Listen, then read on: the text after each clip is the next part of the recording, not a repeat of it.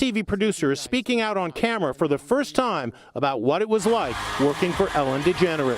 Toxic, phony, hypocrite, liar. That's what she is. Once celebrated as daytime TV's queen of kindness, Ellen DeGeneres built her career on promoting love, laughter, and inclusion. And every time I would say, I'm gay, when I'd lean forward to the microphone and say I'm gay for the rehearsal, every time I'd sob, because I had never said that. To millions, often ending her show with the famous mantra, "Be kind to one another."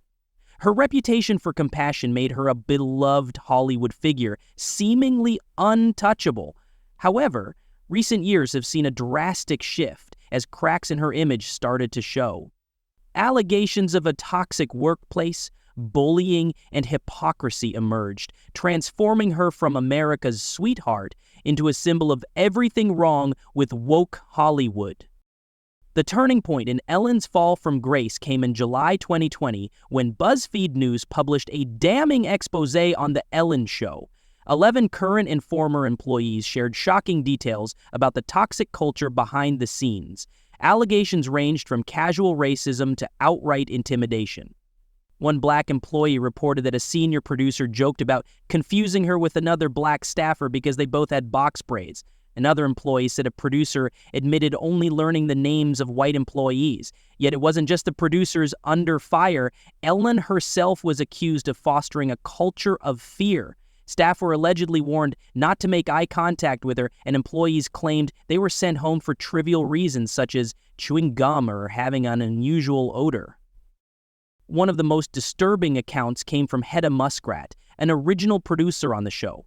She recalled a meeting where executive producer... It was a family to me. We had so much fun together at that show. We laughed all the time. We played games all the time. I felt it was not a family. It was an atmosphere of fear. Ed Glavin reportedly screamed at a staff member, an outburst Ellen laughed at, allegedly remarking that every production needs their dog. These stories turned Ellen from a symbol of kindness into a representation of the very hypocrisy that Hollywood's woke image is often criticized for.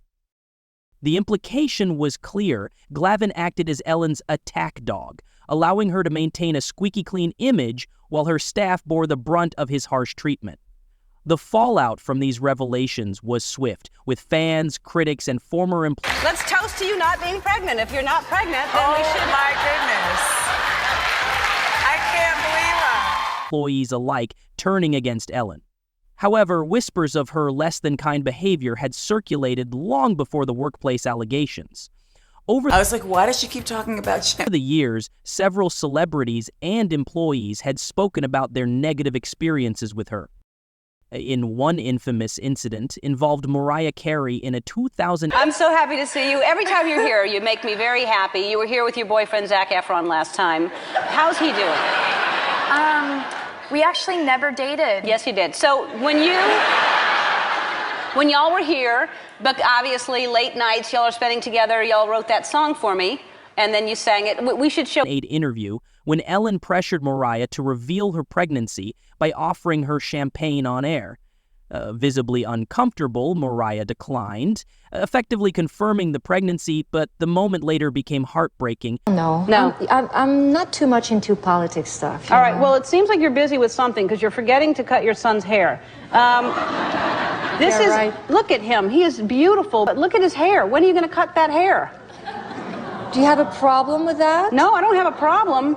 That is some long hair. You know, I have to say, it's amazing, right? When Mariah suffered a miscarriage shortly after. In another interview, Ellen repeatedly teased Taylor Swift about her love life, despite Swift's visible discomfort and repeated requests to stop. Critics later argued that Ellen's behavior wasn't humor, but public humiliation. Another uncomfortable moment involved Celine Dion, whom Ellen publicly mocked for her son's hairstyle, implying Dion was neglecting him by not cutting his hair. Dion defended herself, but viewers began to notice... And then there's me, Ellen. I'm the host of the show and the reason you all have a job. ...a pattern of behavior clashing with Ellen's public persona. When the BuzzFeed article dropped, social media exploded, with a viral Twitter thread inviting stories of Ellen's alleged cruelty. Thousands of responses poured in, with people sharing personal anecdotes and resurfaced clips from her show. One former staff member claimed Ellen would rip up scripts in front of writers to humiliate them, while another said employees were forced to perform comedy bits to cheer Ellen up whenever she was in a bad mood. Even Ellen's former bodyguard described her as cold and dismissive, calling her the only celebrity he'd worked with who didn't acknowledge him. TikTok quickly became a hub for dissecting Ellen's on-air behavior, with users highlighting moments where her actions seemed far from kind. Hashtags like Ellen Exposed trended widely, amplifying the backlash. I used to say that I didn't care what other people thought of me, and I realize now, looking back, I said that at the height of my popularity. Hey, if I look older than when you saw me last, it's because I'm older than when you saw me last. And also, I stopped doing Botox and filler. One of the most damaging moments in Ellen's fall from woke culture was the infamous photo of her laughing with former President George W. Bush at a Dallas Cowboys game. For many fans, this image felt like a betrayal. Ellen, an LGBTQ icon who championed progressive values, was seen cozying up to a president whose administration had actively opposed LGBTQ rights. Critics pointed to the disconnect between her public persona and private choices. Ellen's response to the backlash only fueled the outrage. In a tone-deaf video, she urged people to be kind to those we disagree with. While her message might have resonated at another time, it came across as dismissive and privileged, seemingly overlooking the harm caused by Bush's policies. The show is billed as an oasis of calm and kindness, where celebrities were her best friends and lavish donations transformed the lives of the most deserving in society. It even had a logo reading, "Be kind to each other." The only problem was that behind the scenes, she was just about the least kind person in the history of global television.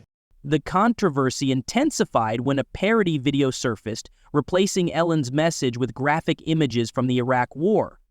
Going viral, it underscored the hypocrisy of her kindness plea amid stark realities. As the backlash grew, Hollywood appeared split. Celebrities like Kevin Hart and Katy Perry defended Ellen, praising her kindness toward them personally. Yet this defense didn't sit well with the public, who pointed out that, of course, Ellen would be kind to high-profile friends, but not necessarily to those working behind the scenes. It wasn't just Ellen's A-list friends who praised her, it was her staff and less powerful guests who suffered the brunt of her behavior. I'm honest, I'm generous, I'm sensitive and thoughtful, but I'm tough, and I'm impatient, and I'm demanding, I'm direct. I'm a strong woman. Piers Morgan joined the fray, labeling her the queen of woke hypocrisy in a scathing tweet. Meanwhile, social media users questioned Hollywood's double standards, wondering why other talk show hosts like James Corden and Jimmy Kimmel hadn't faced similar scrutiny for alleged mistreatment. The fallout from the allegations devastated The Ellen Show. Viewership plummeted from 2.6 million to 1.4 million. I am announcing that next season, season 19, is going to be my last season. Per episode. Advertisers began pulling out, and high-profile guests became scarce. Warner Brothers launched an internal investigation, resulting in the firing of 3 executive producers, Ed Glavin, Kevin Lehman, and Jonathan Norman. But by then, the damage was done. Ellen addressed the controversy during the show's 18th season premiere, issuing a public apology and taking responsibility for the toxic workplace culture. However, her apology felt hollow to many, as she largely failed to acknowledge accusations against her own behavior, instead shifting the blame to her staff.